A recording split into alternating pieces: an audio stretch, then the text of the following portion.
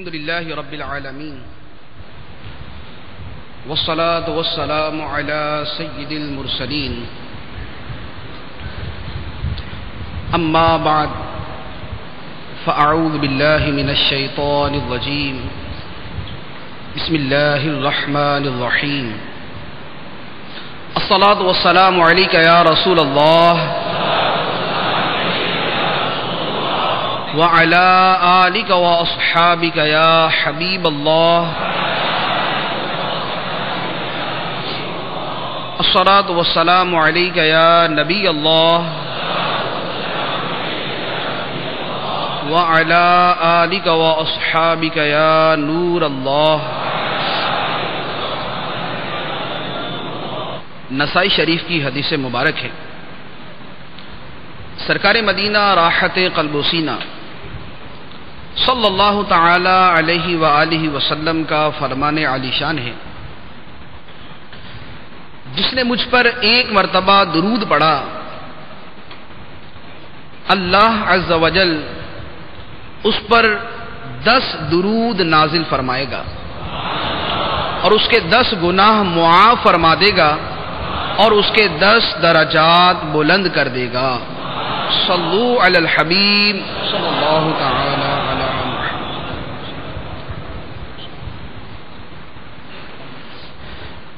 ایک مرتبہ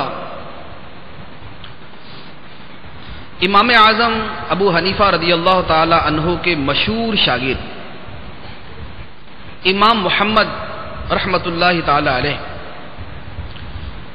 امام شافعی علی رحمہ کے گھر جلوہ فرما تھے. عشاء کی نماز کے بعد امام محمد رحمۃ اللہ علیہ اپنے بستر پر تشریف لے گئے اور جا کر لیٹ گئے. امام شافعی رحمۃ اللہ علیہ اٹھے، مصلی بچھایا اور نوافل اور ذکر و اذکار میں مشغول ہو گئے. اور امام شافعی رحمۃ اللہ علیہ کو بڑا تعجب ہوا کہ امام محمد اتنے بڑے امام ہیں اور رات کے وقت نوافل پڑھنے کی بجائے، ذکر و اذکار کی بجائے اپنے بستر پر لیٹ گئے. بہرحال آپ نے ساری رات نفل ادا کیے، ذکر و اذکار میں رات بسر کی. صبح کا وقت ہوا تو وضو کے لیے امام شافعی پانی لے کر آئے اور امام محمد رحمۃ اللہ علیہ کو پیش کیا. امام محمد اپنے بستر سے اٹھے اور وضو کیے بغیر آپ نے نماز ادا فرمائی. امام شافعی رحمۃ اللہ علیہ اور بھی زیادہ حیران ہوئے کہ اولاً تو ساری رات بستر پر آرام کرتے رہے اور صبح کی نماز میں وضو بھی نہیں کیا. عرض کیا، حضور یہ کیا معاملہ ہے؟ آپ سے توقع تھی کہ آپ عبادت کریں گے، آپ نوافل پڑھیں گے، آپ نماز پڑھیں گے، آپ ساری رات لیٹے رہے اور صبح کے وقت بغیر وضو کے آپ نے نماز پڑھ لی. امام محمد رحمۃ اللہ علیہ نے جواب دیا کہ اے شافعی، تم نے ساری رات وہ عبادت کی جس کا نفع تمہیں ہوا. تم نے ساری رات وہ عبادت کی جس کا نفع تمہیں ہوا اور میں ساری رات بستر پر لیٹ کر اللہ کی کتاب سے شرعی مسائل اخذ کرتا رہا اور میں نے ایک رات میں قرآن پاک سے 1000 سے زیادہ مسائل نکالے. تو فرمایا کہ میں نے وہ عبادت کی ہے کہ جس کا نفع ساری امت کو ہوگا. یہ امام محمد رحمۃ اللہ علیہ کا طرز عمل اور یہ ان کی رات کی عبادت تھی، جس کا تعلق علم دین کے ساتھ، جس کا تعلق دین کے مسائل اخذ کرنے کے ساتھ، قرآن و حدیث سے وہ مسائل نکالنے کے ساتھ. علم دین کے ساتھ ہمارے بزرگوں کی رغبت، محبت اور طلب اور شوق کا عالم کیا تھا. امام شافعی رحمۃ اللہ علیہ سے کسی نے سوال کیا کہ حضور یہ ارشاد فرمائیں آپ کی علم کے ساتھ محبت کیسی ہے؟ ارشاد فرمایا کہ جب کوئی نئی بات میرے کان میں پڑ جاتی ہے، جب کوئی نئی بات، نیا مسئلہ، نئی علم کی بات میرے کان میں پڑتی ہے تو میرے بدن کا ہر عضو اس شرعی مسئلہ سیکھنے کی لذت سے لطف اندوز ہو رہا ہوتا ہے۔ سائل نے پھر سوال کیا کہ حضور علم کے لیے آپ کی حرص کتنی ہے؟ علم سیکھنے کے لیے آپ کی حرص کتنی ہے؟ فرمایا شدید ترین کنجوس آدمی کو جتنی مال جمع کرنے کی حرص ہوتی ہے، مجھے علم حاصل کرنے کی اتنی حرص ہے۔ سائل نے پھر سوال کیا کہ علم کی طلب میں آپ کی کیفیت کیا ہوتی ہے کہ مجھے علم مل جائے؟ علم کی طلب میں آپ کی کیفیت کیا ہوتی ہے؟ ارشاد فرمایا کسی ماں کا اکلوتا بیٹا گم ہو جائے، اس اکلوتے گمشدہ بیٹے کی جتنی طلب اس ماں کے دل میں ہوتی ہے، میرے دل میں علم حاصل کرنے کی اتنی طلب ہے۔ یہ ہمارے بزرگان دین، آئمہ مجتہدین اور اساتین دین کے علم حاصل کرنے کے شوق کا عالم تھا۔ علم دین حاصل کرنے کے کتنے فضائل ہیں، 20 فضائل ہم سنتے ہیں۔ برکت کے لیے چند ایک عرض کرتا ہوں۔ سرکار دو عالم صلی اللہ تعالی علیہ وآلہ وسلم نے ارشاد فرمایا، مسلم شریف کی حدیث مبارک ہے، فرمایا جو شخص کسی راستے پر علم کی طلب میں چلے، کسی راستے پر علم کی طلب میں چلے، اللہ تبارک و تعالی اس کے لیے جنت کا راستہ آسان کر دیتا ہے۔ اور جب کوئی قوم اللہ کے گھر میں جمع ہو کر کتاب اللہ کی تلاوت کرے اور اسے پڑھے تو اللہ تبارک و تعالی کی طرف سے ان پر سکینہ نازل ہوتا ہے اور اللہ کی رحمت انہیں ڈھانپ لیتی ہے اور فرشتے انہیں گھیر لیتے ہیں، اور اللہ تبارک و تعالی ان لوگوں کا تذکرہ ان میں فرماتا ہے جو اللہ کی بارگاہ کے مقربین ہیں۔ فرشتوں کے اندر اللہ تبارک و تعالی ان لوگوں کا تذکرہ فرماتا ہے جو اللہ کے گھروں میں، مسجدوں میں اللہ کا دین سیکھنے اور اللہ کا قرآن پڑھنے کے لیے حاضر ہوتے ہیں۔ صحابہ کرام میں علم دین حاصل کرنے کا کیسا جذبہ تھا، ایک حدیث مبارک عرض کرتا ہوں۔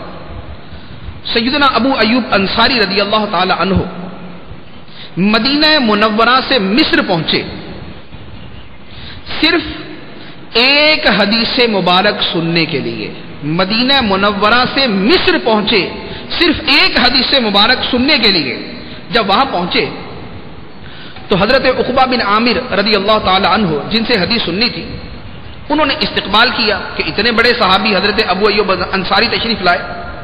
انہوں نے استقبال کیا تو ابو ایوب انصاری رضی اللہ تعالی عنہ نے فرمایا کہ میں صرف ایک حدیث سننے کے لیے آپ کے پاس آیا ہوں، اس کے علاوہ میرے آنے کا اور کوئی مقصد نہیں۔ حضرت عقبہ رضی اللہ تعالی عنہ نے وہ حدیث سنائی۔ حدیث مبارک یہ تھی کہ جس نے کسی مسلمان کی ایک برائی کو چھپایا، اس کے سامنے برائی ظاہر ہو گئی اور اس نے مسلمان کا عیب چھپایا، اللہ تبارک و تعالی قیامت کے دن اس کی پردہ پوشی فرمائے گا۔ حضرت ابو ایوب انصاری رضی اللہ تعالی عنہ نے جب یہ حدیث مبارک سنی، سننے کے ساتھ ہی اٹھے، اپنے اونٹ پر سوار ہوئے اور دوبارہ مدینہ منورہ چل پڑے۔ صرف ایک حدیث سننے کے لیے مدینہ منورہ سے مصر کا سفر اختیار کیا۔ تو علم دین کی ہزاروں خوبیاں ہیں، یہ ہزاروں خوبیوں کا جامع ہے، اس میں دین بھی ہے، دنیا بھی، آرام و اطمینان بھی اور لذت و راحت بھی۔ حضرت معاذ بن جبل رضی اللہ تعالی عنہ سے ایک حدیث مبارک مروی ہے۔ سرکار دو عالم صلی اللہ تعالی علیہ وآلہ وسلم نے ارشاد فرمایا، علم حاصل کرو کیونکہ اللہ کی رضا کے لیے علم سیکھنا اور سکھانا اور علم کے بارے میں بحث کرنا اللہ کی راہ میں جہاد کرنے کے برابر ہے۔ فرمایا علم کی طلب عبادت ہے، علم کا تذکرہ کرنا تسبیح ہے، بے علموں کو علم سکھانا صدقہ ہے، مستحقوں میں علم خرچ کرنا قرب الہی کا ذریعہ ہے۔ علم حلال و حرام کا نشان ہے، جنت کے راستوں پر روشنی کا ستون ہے، تنہائی میں مونس ہے، پردیس میں رفیق ہے، خلوت میں ساتھی ہے، دشمن کے مقابلے میں ہتھیار ہے، دوستوں میں زینت ہے۔ علم کے ذریعے اللہ تبارک و تعالی مصیبتیں اٹھاتا ہے اور نیکیوں کے میدان میں ایسا پیشوا بنا دیتا ہے کہ لوگ اس کے نقش قدم پر چلیں۔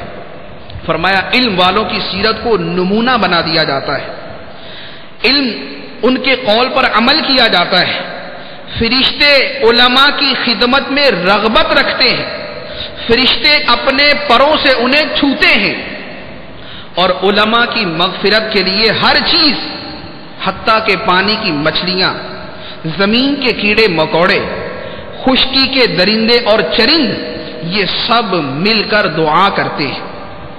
علم دلوں کے لیے زندگی ہے، تاریکی میں آنکھوں کے لیے روشنی ہے۔ علم ہی کے ذریعے بندے دنیا و آخرت میں نیکوں کے مرتبے پاتے ہیں اور بلند درجات حاصل کرتے ہیں۔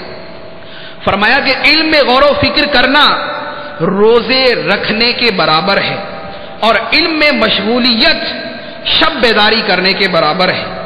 علم سے رشتے جڑتے ہیں، علم سے حلال و حرام کی شناخت ہوتی ہے، علم عمل کا رہنما ہے اور عمل علم کے پیچھے پیچھے ہوتا ہے۔ اور فرمایا کہ نصیب والوں ہی کو علم کی توفیق میسر آتی ہے، اور بدبخت آدمی علم حاصل کرنے سے محروم رہتا ہے۔ یہ علم کی فضیلت اور اہمیت کے بارے میں سرکار دو عالم صلی اللہ تعالی علیہ وآلہ وسلم کا ایک نہایت ہی جامع فرمان۔ امام حسن بصری رحمت اللہ تعالی علیہ فرمایا کرتے تھے، فرمایا کہ مجھ پر 40 سال اس حال میں گزرے کہ سوتے جاگتے کتاب میرے سینے پر رہتی تھی۔ میرے اوپر 40 سال اس حال میں گزرے کہ سوتے جاگتے کتاب میرے سینے پر رہتی تھی، اور سیدنا عبداللہ بن مبارک رضی اللہ تعالی عنہ عظیم ترین محدث، عظیم ترین مفسر، عظیم ترین مجتہد اور عظیم ترین آئمہ دین میں سے ہے، علم کا خزانہ اور علم کا ذخیرہ تھے، ہمیشہ علم حاصل کرتے رہتے، ہمیشہ علم حاصل کرتے رہتے۔ کسی نے سوال کیا کہ حضور اللہ تبارک و تعالی نے آپ کو اتنا علم عطا فرمایا، دور دراز سے لوگ آ کر آپ سے علم سیکھتے ہیں، لیکن آپ خود بھی علم حاصل کرتے رہتے ہیں، کب تک حاصل کریں گے؟ فرمایا انشاءاللہ موت تک، انشاءاللہ موت تک علم حاصل کرتا رہوں گا۔ پھر کسی نے سوال کیا کہ حضور جب آپ کے پاس اتنا علم ہے تو آپ مزید علم کیوں حاصل کرتے ہیں؟ ارشاد فرمایا کہ شاید وہ کلمہ جو میں نے اب تک نہ سنا ہو وہ میرے کام آ جائے، شاید وہ کلمہ جو اب تک میں نے نہ سنا ہو وہ میرے کام آ جائے۔ اب علم دین کی فضیلت کے ساتھ جو اہم ترین عرض ہے کہ علم دین حاصل کرنے کے فضائل اپنی جگہ پر، بہت سارے علوم وہ ہیں جن کا سیکھنا مستحب، بہت سے مسائل وہ ہیں جن کا سیکھنا مستحب، لیکن علم کا ایک درجہ وہ ہے کہ جسے سیکھے بغیر کسی مسلمان کا چارہ ہی نہیں، جنہیں سیکھے بغیر مسلمان کا گزارا ہی نہیں۔ سرکار دو عالم صلی اللہ تعالی علیہ وآلہ وسلم نے ارشاد فرمایا کہ علم کا طلب کرنا ہر مسلمان پر فرض ہے، اور وہ یہ ہے کہ وہ روزہ، نماز اور حرام اور حدود اور احکام کا علم حاصل کرے۔ نماز، روزہ، حرام، حدود اور احکام کا علم حاصل کرے۔ اس حدیث مبارک کی شرح کرتے ہوئے خطیب بغدادی رحمۃ اللہ علیہ فرماتے ہیں، فرمایا کہ اس حدیث مبارک کی تفسیر یہ ہے کہ ہر شخص پر فرض ہے کہ وہ اپنی موجودہ حالت کے مسائل سیکھے۔ ہر شخص پر فرض ہے کہ وہ اپنی موجودہ حالت کے مسائل سیکھے۔ اسی حدیث مبارک کی شرح میں امام اہل سنت مجدد دین و ملت مولانا شاہ امام احمد رضا خان علیہ رحمت الرحمان سے سوال ہوا، فتاوی رضویہ شریف میں یہ سوال ہے، عرض کیا کہ حضور یہ ارشاد فرمائے، حدیث مبارک ہے طلب العلم فریضۃ علی کل مسلم و مسلمہ، علم کا حاصل کرنا ہر مسلمان مرد و عورت پر فرض ہے۔ اس حدیث کا مطلب کیا ہے؟ امام اہل سنت رحمت اللہ تعالی علیہ نے جو جواب ارشاد فرمایا اس کا کچھ خلاصہ عرض کرتا ہوں، پھر اس کی تفصیل عرض کروں گا۔ فرمایا کہ اس علم کا سیکھنا جس کی طرف انسان بالفعل اپنے دین میں محتاج ہے، ان میں سب سے پہلا علم العقائد ہے۔ وہ علم کہ جسے سیکھنے سے آدمی صحیح العقیدہ مسلمان بنتا ہے، اور جس کے نہ سیکھنے سے یا تو آدمی کفر میں پڑے گا یا گمراہی اور بد مذہبیت میں پڑے گا۔ اس علم کا حاصل کرنا فرض ہے۔ اس علم کے نہ سیکھنے سے کفر یا بد مذہبی اور گمراہی میں پڑنے کا اندیشہ ہو۔ دوسرا فرمایا علم مسائل نماز کے فرائض، شرائط، مفسدات جن سے نماز ٹوٹ جاتی ہے، ان کا سیکھنا فرض، کہ اگر فرض نماز کا ترک ہوا تو نماز نہ ہوئی، نماز کی شرط اگر ترک ہوئی تو نماز نہ ہوئی، اور نماز توڑنے والی چیز نہ سیکھی اور نماز میں پائی گئی تو نماز نہ ہوئی، تو فرمایا کہ ان کا سیکھنا فرض۔ اس کے بعد فرمایا جب رمضان آئے تو روزے کے مسائل سیکھنا فرض، مالک نصاب ہے تو زکوٰۃ کے مسائل سیکھنا فرض، صاحب استطاعت ہو تو حج کے مسائل سیکھنا فرض، تجارت کرتا ہے تو خرید و فروخت کے مسائل سیکھنا فرض، زراعت کرتا ہے تو زراعت کے مسائل سیکھنا فرض، نوکری کرتا ہے تو نوکری کے مسائل سیکھنا فرض، اور کسی کو اپنے ہاں نوکر رکھتا ہے تو ملازمین کے مسائل سیکھنا فرض۔ فرمایا کہ علی ھذا القیاس، اس پر قیاس کرتے ہوئے ہر شخص پر اس کی موجودہ حالت کے مسائل سیکھنا فرض ہے۔ اور اس کے بعد فرمایا کہ مسائل علم قلب، فرائض قلبیہ، تواضع، اخلاص، توکل اور ان کو حاصل کرنے کے طریقے سیکھنا فرض۔ فرمایا محرمات باطنیہ، تکبر، ریا، عجب، حسد، ان چیزوں کو سیکھنا اور ان کے علاج سیکھنا بھی ہر مسلمان پر فرض ہے۔ اس کے بعد مختلف کتابوں کے حوالے امام اہل سنت نے ارشاد فرمائے۔ اب ان جو امام اہل سنت اعلی حضرت علی رحمہ نے اجمالاً بیان فرمایا، اس کی کچھ تفصیل عرض کرتا ہوں، اور ہم اپنے اوپر غور کریں کہ ہم دنیا جہاں کے ہر کام میں مشغول، ہم نوکریاں کر رہے ہیں، ہم کاروبار کر رہے ہیں، ہم دنیا سیکھتے ہیں، ہم دنیاوی تعلیم حاصل کرتے ہیں، ڈپلومے کرتے ہیں، اور بہت سارے علوم سیکھتے ہیں، مختلف زبانیں سیکھتے ہیں، دنیا جہان کے سارے کام ہم اپنی مصروفیات ساری کی ساری پوری کرتے ہیں، لیکن جن چیزوں کا سیکھنا ہمارے اوپر فرض ہے ان سے ہم کتنا دور ہیں، جن چیزوں کا سیکھنا ہم پہ فرض ہے ہم ان سے کتنا دور ہیں۔ اب ہر شخص اپنی حالت و کیفیت پر غور کرے اور سمجھے کہ جو مسائل ابھی بیان کروں گا، جو مسائل بیان کیے جا رہے ہیں، کیا وہ مسائل ہمیں آتے ہیں؟ اگر نہیں آتے اور ان کا سیکھنا فرض ہے تو جب فرض کا ترک کیا، جب فرض کو چھوڑے رکھا تو کیا گناہگار ہوئے یا نہیں؟ اور جتنے مسائل ہیں ہر ایک کا جدا سیکھنا فرض، جس مسئلے کو چھوڑا اس کا جدا جدا گناہ، یہ سر پہ ہے۔ تو جب بہت سارے علوم کا حاصل کرنا اتنی اہمیت رکھتا ہے اور اتنا ضروری فرض ہے تو ہم اس سے غافل کیوں ہیں؟ پہلے نمبر پر جو امام اہل سنت علیہ رحمہ نے فرمایا کہ عقائد کا علم حاصل کرنا فرض ہے۔ عقائد کے اندر اللہ تبارک و تعالی کے بارے میں ہمارے کیا عقائد ہیں، اللہ تعالیٰ کے نبیوں کے بارے میں ہمارے کیا عقیدے ہیں، اللہ تعالیٰ کی کتابوں کے بارے میں ہمارے کیا عقائد ہیں، فرشتوں کے بارے میں ہمارا کیا عقیدہ ہے، قیامت کے بارے میں ہمارا کیا عقیدہ ہے۔ یہ وہ بنیادی چند چیزیں میں نے عرض کی ہے کہ جن کے مسائل اور جن کی معلومات حاصل کرنا فرض ہے۔ اب ہم یہ غور کریں کہ ہم میں کتنے ایسے ہیں جنہوں نے باقاعدہ ان عقائد کے بارے میں کسی کتاب کا مطالعہ کیا ہے۔ اللہ تعالیٰ کے بارے میں عقائد، انبیاء کے بارے میں، فرشتوں کے بارے میں، کتابوں کے بارے میں، نبیوں کے بارے میں، جنت اور دوزخ کے بارے میں، آخرت کے بارے میں، ان عقائد کے بارے میں ہم نے کتنی کتابوں کا مطالعہ کیا، یا آج تک ہم نے کسی عالم کے پاس جا کر یہ علم سیکھنے کی کوشش کی یا نہیں کی؟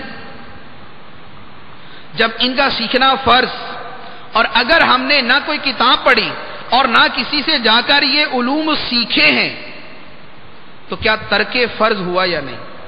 اور اگر فرض ترک ہوا تو گناہگار ہوئے یا نہیں؟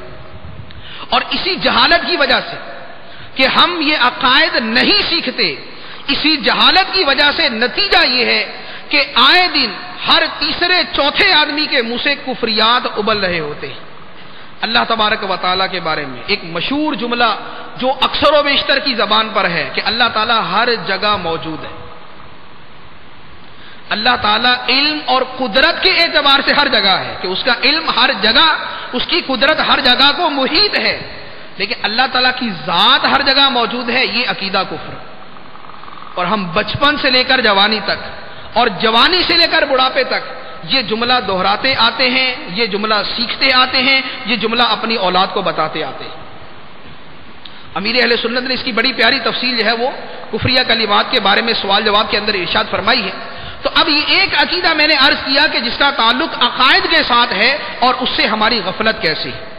پھر اللہ تبارک و تعالیٰ کے بارے میں مشہور جملہ اوپر والا، اللہ تعالیٰ کو اوپر والا کہنا کفر ہے۔ اللہ تعالیٰ اوپر ہونے سے، نیچے ہونے سے پاک ہے، جسم اور مکان سے پاک ہے، جہت اور سمت سے پاک ہے۔ اور یہ جملہ فلموں کی وجہ سے، ڈراموں کی وجہ سے، ٹی وی کی وجہ سے، یہ برے لوگوں کی صحبت کی وجہ سے، یہ جاہلوں کے درمیان بیٹھنے کی وجہ سے یہ جملہ لوگوں کی زبان پہ کتنا عام ہے۔ اب یہ نہیں سیکھا تو کس میں پڑھے؟ جا کے کفر میں پڑھے۔ اس کا سیکھنا فرض تھا یا نہیں؟ ہر کوئی سمجھ سکتا ہے کہ اس کا سیکھنا فرض ہے کہ جس کے نہ سیکھنے سے آدمی کافر ہو جائے، جس کے نہ سیکھنے سے آدمی کفر میں جا پڑے۔ اسی طرح مذاق کے اندر کفریات بولنا، کوئی بوڑھا ہو گیا مرتا نہیں تو اللہ تعالیٰ تو لگتا ہے اس کو بھول ہی گیا، تو اللہ تعالیٰ کو بھولنے والا کہنا کفر۔ وما کان ربک نسیا، تیرا رب بھولنے والا نہیں ہے۔ اور ہمارا عقیدہ ہے اللہ تعالیٰ بھولنے سے پاک، لیکن جس نے یہ جملہ بولا کہ اللہ تعالیٰ تو لگتا ہے اس کو بھول ہی گیا، کافر ہو گیا۔ اب نہیں سیکھا، علم العقائد نہیں سیکھا تو کہاں جا کے پڑھا؟ کس گھاٹی اور کھائی میں پڑھا؟ سرکار دو عالم صلی اللہ علیہ وآلہ وسلم نے فرمایا کہ آدمی بعض اوقات اللہ تعالیٰ کی ناراضگی کا ایسا جملہ بول دیتا ہے، وہ نہیں سمجھتا کہ اس میں کتنی ناراضگی ہے، مگر وہ جہنم کی اتھاہ گہرائیوں میں جا گرتا ہے۔ تو وہ کون سے جملے؟ بندہ اللہ تعالیٰ کی ناراضگی کا ایک جملہ بولتا ہے اور اس ایک جملے کی وہ اہمیت کو نہیں سمجھتا اور اس کی وجہ سے جہنم کی اتھاہ گہرائیوں میں جا پڑتا ہے، اس میں سب سے پہلے نمبر پر تو کفریہ جملے آئیں گے کہ کفریہ جملے کیوں آدمی اس کی شناعت اور اس کی قباحت کو نہیں سمجھتا اور اس کی وجہ سے جہنم کی اتھاہ گہرائیوں میں جا پڑتا ہے۔ اسی طرح جنت کا مذاق، اتنی پرانی جنت کروڑوں سال سے بنی ہوئی، اب تو حوریں بوڑھی ہو گئی، یہ مذاق اڑایا جاتا ہے جنت کا، حوروں کا، اللہ تعالیٰ کی نعمتوں کا، اللہ تعالیٰ کے اس مقدس گھر کا مذاق اڑایا جاتا ہے، شری کفر ہے۔ دوزخ کا مذاق اڑایا جاتا ہے مزاحیہ ڈراموں میں، فلموں کے اندر، کامیڈی کے اندر اور اپنی محفلوں کے اندر کہ بھی ہم تو جہنم میں جائیں گے، وہاں ساری جو ہے نا وہ ساری حسینیں وہیں پر ہوں گی۔ یہ اللہ تعالیٰ کے عذاب کی تحقیر ہے، یہ اللہ تعالیٰ کے عذاب کا مذاق اڑایا جا رہا ہے، یہ جملہ کفریہ ہے۔ اب یہ علم نہ سیکھا تو نتیجہ کیا ہوا؟ ہم جہنم میں جا کے دروازہ بند کر لیں گے، کسی کو آنے نہیں دیں گے، جملہ کفریہ ہے۔ یہ جہنم کا مذاق اڑایا۔ اللہ تعالیٰ قرآن پاک میں بار بار جہنم سے ڈرا رہا ہے، اور یہ جملہ بولنے والا اللہ تعالیٰ کے اسی عذاب کا مذاق اڑا رہا ہے، اسی عذاب کا مذاق اڑا رہا ہے۔ تو ابو جہل بھی تو جہنم کا مذاق اڑاتا تھا، ابو جہل بھی تو قیامت کا مذاق اڑاتا تھا، ابو لہب بھی تو یہی کرتا تھا۔ سرکار دو عالم صلی اللہ علیہ وسلم کے زمانے کے کفار یہی تو کرتے تھے۔ انبیاء جب اپنی قوموں کو بتایا کرتے تھے، اللہ کے عذاب سے ڈرایا کرتے تھے، وہ اسی عذاب ہی کا تو مذاق اڑایا کرتے تھے۔ تو جب پچھلے زمانوں کے کفار جہنم کا مذاق اڑا کر اللہ تعالیٰ کے عذاب کے مستحق ہوئے، تو کیا ہمارے لوگوں کو چھوٹ ہے؟ کیا یہ جہنم کا مذاق اڑائیں؟ کیا یہ جہنم کے عذاب کا مذاق اڑائیں؟ تو کیا یہ دائرہ اسلام میں رہ جائیں گے؟ یہ بھی کفر میں جائیں گے۔ تو اب یہ تھا علم العقائد کہ جس کا سیکھنا فرض تھا، اور جس سے غفلت کہ ہم اپنے اوپر غور کر لیں کہ ہم نے ان عقائد کو سیکھنے کے لیے اپنی زندگی میں کتنا وقت دیا، ان عقائد اور ان مسائل کو سیکھنے کے لیے زندگی کا کتنا حصہ صرف کیا۔ میٹرک کیا تو 10 سال گزارے، انٹر کیا تو 12 سال گزارے، بی اے کیا تو 14 سال گزرے، ایم اے کیا تو 16 سال گزرے، پی ایچ ڈی کی تو 5 سال مزید بڑھ گئے، اسپیشلائزیشن کیا کسی علم کے اندر 3 4 5 سال مزید بڑھ گئے۔ تو یہ 20 سال اگر دوسری چیزوں کے سیکھنے میں لگ گئے تو کیا 20 دن اللہ کے دین کو سیکھنے کے لیے نہ ملے؟ 20 دن اپنے ایمان کے تحفظ کے لیے نہ ملے؟ تو یہ وہ پہلا اہم ترین علم جس کے بارے میں اعلیٰ حضرت نے فرمایا کہ علم العقائد کا سیکھنا فرض۔ اس کے بعد اب آ جائے نماز، وضو، غسل، نماز، اور اس سے شروع کرتے ہیں۔ پہلے نمبر پر مائع مستعمل کے مسائل۔ استعمال شدہ پانی سے وضو نہیں ہوتا، غسل نہیں ہوتا۔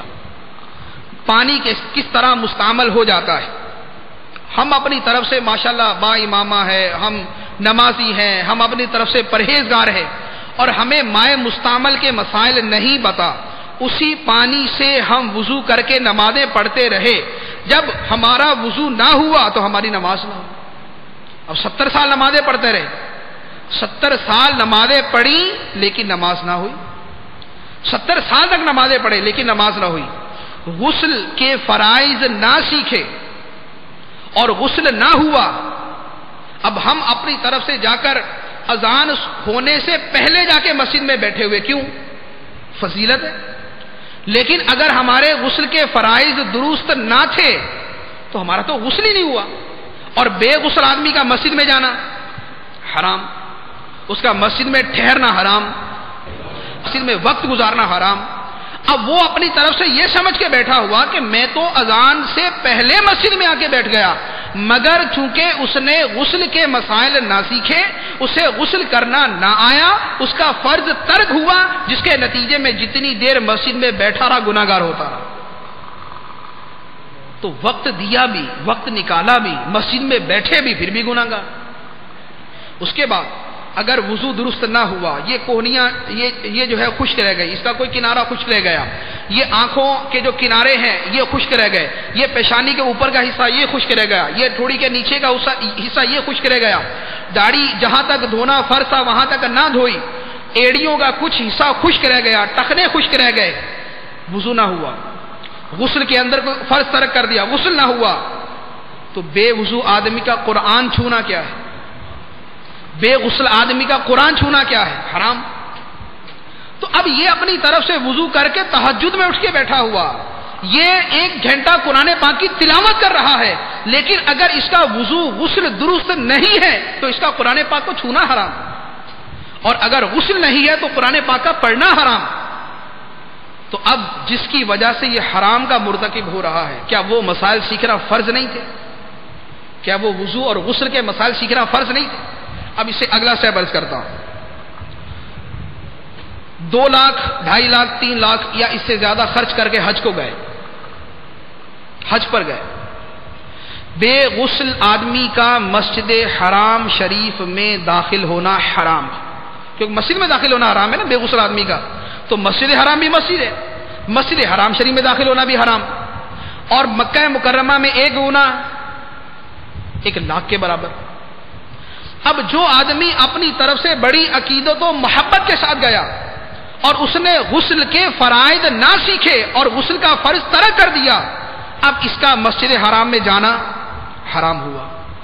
بے وضو یا بے غسل آدمی کا خانہ کعبہ کا طواف کرنا حرام. اتنی عشق و محبت سے گیا ہوا، حرام کا مرتکب ہو رہا. اور طواف زیارت اگر بے غسل کیا تو 1 اونٹ کی قربانی دینا فرض ہوتا ہے. طواف زیارت اگر بے غسل کیا تو 1 اونٹ کی قربانی دینا فرض ہوتا ہے. تو اب جس کا غسل درست نہیں تھا، حج کیا، طواف زیارت کی، دعائیں مانگی، خانہ کعبہ کی زیارت کی، سب کچھ کیا، لیکن بجائے اس کے کہ اس کو ثواب ملتا، یہ اپنے اوپر کتنے دم لازم کروا کے آ گیا اور کتنی قربانیاں لازم کروا کے آ گیا، اور یہ کتنا وہاں سے گناہگار ہو کے واپس پلٹا. اور نتیجہ کس کا ہوا؟ صرف اتنی سی جہالت کا کہ وضو اور غسل کے مسائل نہ سیکھے تھے. یہ صرف ایک پہلو عرض کیا. اس کے بعد نماز کی طرف آئے. نماز میں اللہ اکبر کہہ کر نماز شروع کریں گے. قراءت نہ سیکھی، درست تلفظات نہ سیکھے. اب کیا ہوا؟ اللہ اکبر، اس سے نماز شروع کرنی. اب جب صحیح طریقے سے پڑھنا نہ سیکھا تو اب کیسے پڑھتے ہیں؟ اللہ اکبر، الف کو لمبا کر دیا. اللہ اکبر، دوسرے الف کو لمبا کر دیا. اللہ اکبر، با کے بعد الف کا اضافہ کر دیا. تینوں صورتوں کے اندر نماز شروع نہ ہوئی. تینوں صورتوں میں نماز شروع نہ ہوئی. اب 40 سال تک نماز پڑھی، نوافل پڑھے، تراویح پڑھی، فرض پڑھے، نفل پڑھے، واجب پڑھے، سنتیں پڑھی، سب کچھ کیا، لیکن نماز شروع ہی نہ ہوئی. 40 سال، 50 سال، 60 سال تک نماز ہی شروع نہ ہوئی، تو یہ تو زندگی بھر کا تارک نماز. اور یہ ہوا کس جہالت کی وجہ سے؟ کہ درست تلفظات نہ سیکھے، نماز صحیح پڑھنا نہ سیکھا، جس کا نتیجہ یہ ہوا کہ نماز شروع نہ ہو. اس کے بعد اب نماز اللہ اکبر صحیح کہہ بھی لیا یا نہ کہا، بہر صورت اب تلاوت قرآن کی باری آئی. نماز میں صحیح تلاوت قرآن کرنا فرض ہے. اگر قرآن پاک کو ایسا مجہول پڑھا کہ جس سے مخارج بدل جائے، حروف بدل جائے، معنی فاسد ہو جائے، نماز ٹوٹ جاتی ہے. الحمدللہ رب العالمین، ہا عین، اس کو ہا کو پڑھا، ہا کا مخرج صحیح ادا نہ کیا. العالمین کا عین صحیح ادا نہ کیا، حمزہ پڑھ دیا، نماز ٹوٹ گئی. نماز ٹوٹ گئی کیونکہ معنی فاسد ہو گیا، محمل ہو گیا، کلمہ محمل ہوا، نماز گئی. ایاک نعبد و ایاک نستعین، یہ عام ہے، نستعین یوں کر کے پڑھنا، یہ حرام، معنی فاسد، نماز ٹوٹ گئی.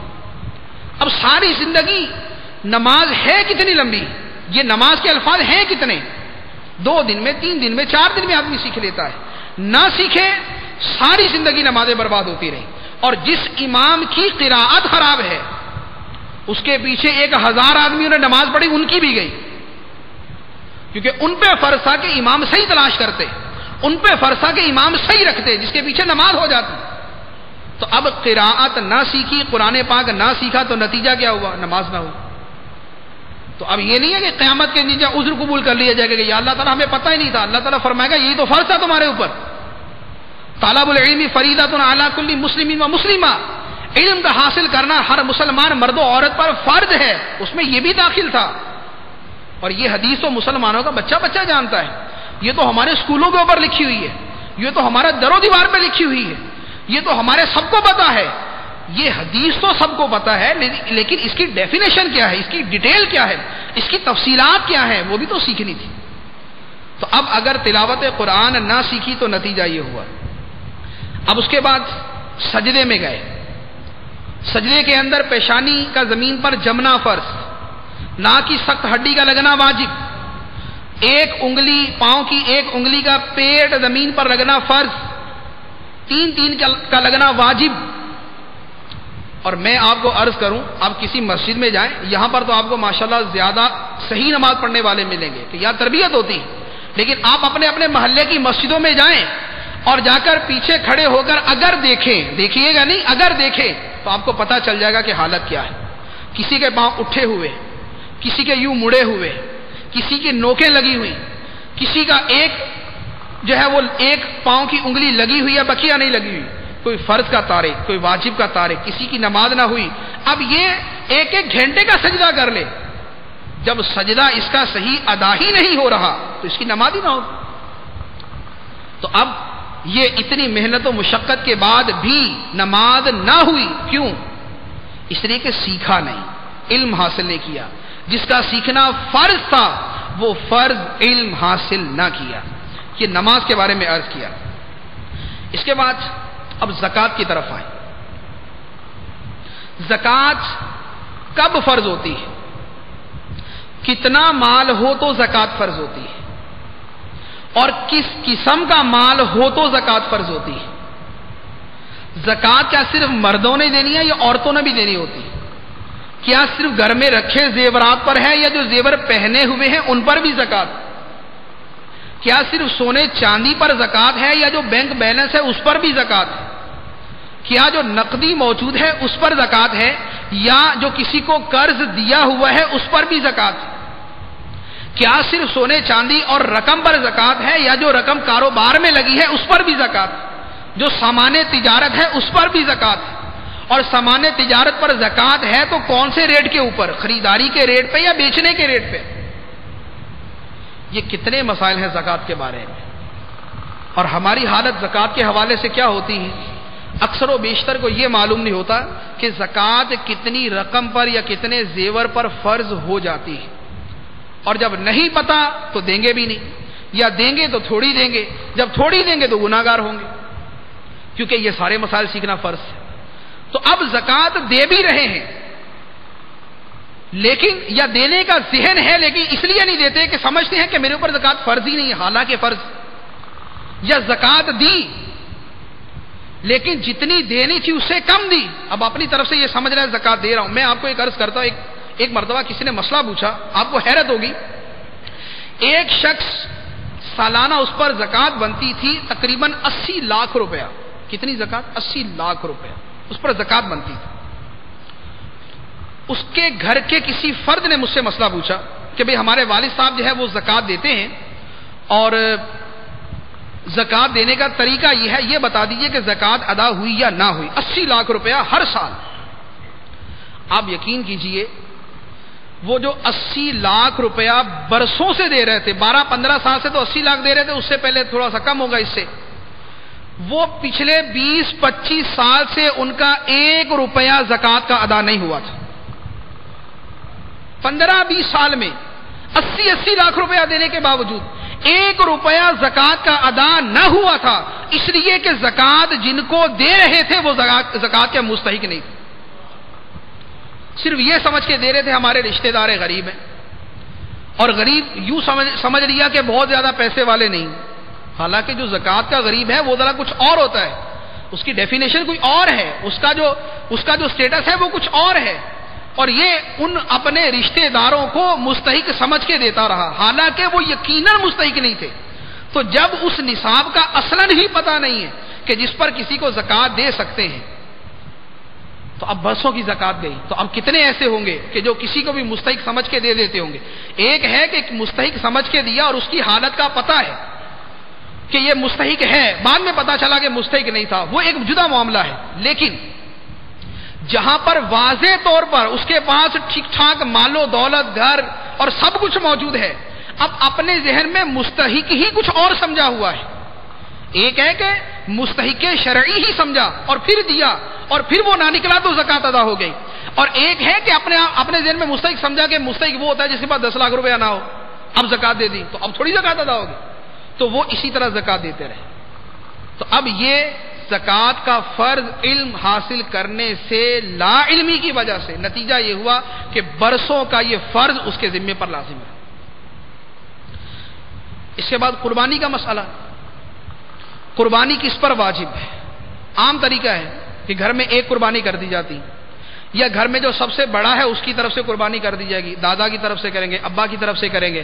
قربانی واجب ہے اولاد پر، اور قربانی ہو رہی ہے باپ کی طرف سے، باپ کی طرف سے قربانی ہوئی مستحب، بیٹے پر واجب تھی، وہ تو قربانی ادا نہ ہوئی۔ قربانی ہوئی شوہر کے نام اور زیور ہے بیوی کے نام، تو قربانی تو بیوی پر واجب تھی، کر دی شوہر کی طرف سے۔ یا بچہ بڑا لاڑ پیار کا ہے، قربانی کر دی اپنے بچے کی طرف سے اور واجب ہے بڑوں کے اوپر۔ تو اب ساری صورتوں میں قربانی کی لیکن واجب ترک ہو گیا۔ کیوں ترک ہوا؟ اس لیے کہ جو اس کا واجب علم تھا وہ حاصل نہ کیا، جو اس کا واجب علم تھا وہ حاصل نہ کیا، تو یہ قربانی کر کے بھی گناہگار ہوئے، مال خرچ کر کے بھی گناہگار ہوئے، مہنگا جانور خرید کر بھی گناہگار ہوئے۔ تو یہ ساری برکتیں ہیں اس لا علمی اور اس جہالت کی کہ جس کا ختم کرنا اور جس علم کا سیکھنا فرض تھا وہ نہ سیکھا گیا۔ اس کے بعد روزے کے مسائل، جب تک اذان ختم نہیں ہوتی تب تک سحری کر سکتے ہیں۔ یہ مشہور غلط مسئلہ، مشہور غلط مسئلہ جو گاؤں دیہات میں جائیں گے تو بہت ہی زیادہ عام ملے گا، اور اب تو دعوت اسلامی کی برکت سے بار بار بیان کر کر کے کہ سحری کا وقت پہلے ختم ہوتا ہے، اذان بعد میں ہوتی ہے، سمجھا کے اب کچھ کانسیپٹ کلیئر ہو چکا، لیکن اس کے باوجود کتنے ایسے ہیں جو اب بھی کھاتے رہتے ہیں۔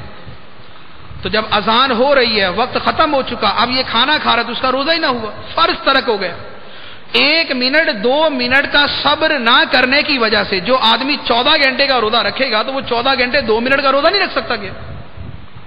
2 منٹ کے اندر ہی اذان ہوتی ہے نا، تو 2 منٹ پہلے اگر کھانا پینا ختم کر دیتا تو اس کا فرض پورا ہو جاتا۔ اب یہ جون جولائی اگست ان مہینوں کے شدید گرمی کے روزے رکھے، سارا دن بھوکا پیاسا رہا، لیکن اس لا علمی کی وجہ سے فرض اس کے ذمہ باقی رہا، اور علم نہ سیکھنے کی وجہ سے بھی گناہگار ہوا، روزہ نہ رکھنے کی وجہ سے بھی گناہگار ہوا۔ تو یہ صرف لا علمی کی وجہ سے۔ اسی طرح الٹی آ گئی تو سمجھا کہ روزہ ٹوٹ گیا، جو اپنے ارادے کے بغیر آئی اس سے سمجھ لیا کہ روزہ ٹوٹ گیا، اب روزہ ٹوٹنا سمجھ لیا تو کھانا پینا شروع کر دی کہ روزہ تو ٹوٹ ہی چکا ہے، حالانکہ الٹی آنے سے روزہ تو نہیں ٹوٹتا، خود کریں تو اس کی آگے صورتیں ہیں، لیکن اگر بلا قصد آئے تو وہ جتنی بھی آ جائے اس سے روزہ نہیں ٹوٹتا۔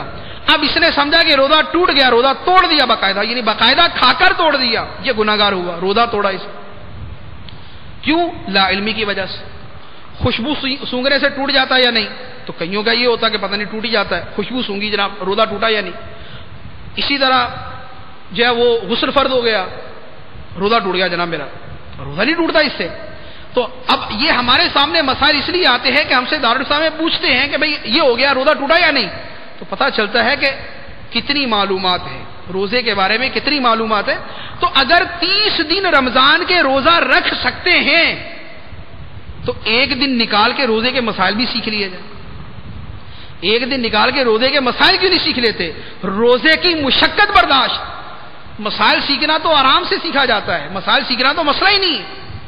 آپ کسی بھی عالم سے رابطہ کر کے، کوئی بھی کتاب پڑھ کے، فیضان رمضان پڑھ کے آپ روزے کے مسائل سیکھ سکتے ہیں، لیکن یہ فرض علم ترک کرنے کی وجہ سے یہاں پر گناہگار، اور اس علم کے نہ ہونے کی وجہ سے جو روزے ٹوٹ رہے ہیں اس کی وجہ سے جدا گناہگار۔ اس کے بعد حج کا معاملہ لے لیں۔ حج میں تو وہ حالت ہے کہ حج کے اوپر تو 2 گھنٹے بیان کیا جائے تو وہ بھی جو ہے وہ کم ہے جو حج کی حالت ہوتی۔ نمبر 1، احرام کہاں سے باندھنا ہے، نیت کب کرنی ہے۔ اس کے بعد اب نیت کر بھی لی، وہاں پر اعلان ہو گیا کہ جناب نیت کر لے احرام کی، نیت کی کس کی ہے؟ حج کی۔ پہلے جا کے عمرہ کریں گے، نیت کی حج کی، اعلان ہوگا حج کی نیت فرما لیں، حج کی نیت کر لی، اور جا کے کرنا عمرہ، اور عمرے کے بعد کرنا حج. اگر حج تمتع تھا تو پھر تو عمرے کی نیت کرنی تھی, اور اگر حج قران تھا تو پھر حج و عمرہ دونوں کی نیت کرنی تھی. تو اب چلے گئے لیکن نیت کا ہی پتہ نہیں ہے کہ نیت کرنی کس بات کی ہے. تو نتیجہ یہ ہوگا کہ اب پتہ نہیں یا تو اس کا حج نہیں ہوگا یا کسی جگہ یہ عمرہ ہی کر کے خوش ہو جائے گا کہ میں نے حج کر لیا, یہی پتہ نہیں ہوگا. اب اس کے بعد عمرہ کرنے حج کرنے پہنچ گئے. اب وہاں پر جو اس کے مناسک ہیں, جو اس کے ارکان ہیں, 1 2 10 20 100 نہیں, ہزاروں افراد کو دیکھا ہے, ہزاروں افراد کو کہ میدان عرفات میں داخل نہیں ہوتے. حج کرنے گئے اور میدان عرفات میں داخل نہیں ہوتے. کہاں بیٹھے ہوتے؟ عرفات کا بورڈ سامنے لگا ہوا, ادھر بیٹھے ہوتے. تو حج تو ہونا میدان عرفات کے اندر, اور یہ اتنی دور جا کے بیٹھ گئے کہ بورڈ نظر آ جائے. اب بورڈ نظر آ رہا ہے, حج ہو گیا. تو بھائی حج تو ہونا میدان عرفات میں جانے سے, یہ اس سے 100 میٹر کے فاصلے پر بیٹھ کے حج نہیں ہوگا. وہاں گئے, بیٹھے, دن گزارا, دعائیں مانگی, روئے دھوئے, سارا کچھ کیا, ذکر اذکار تسبیح نمازیں سب پڑھی, وہیں سے واپس احرام حج کا باندھ کے گئے, بغیر حج کیے واپس تشریف لے آئے. تو اب یہ جو 2 لاکھ 2.5 لاکھ 3 لاکھ روپیہ خرچ کر کے گیا, یہ جو اتنی مشقت برداشت کر کے گیا, احرام باندھا, پابندیاں برداشت کی, سارا کچھ کیا, لیکن اس کے باوجود حج کیے بغیر واپس آ گیا, تو حج اس کے ذمہ باقی رہا.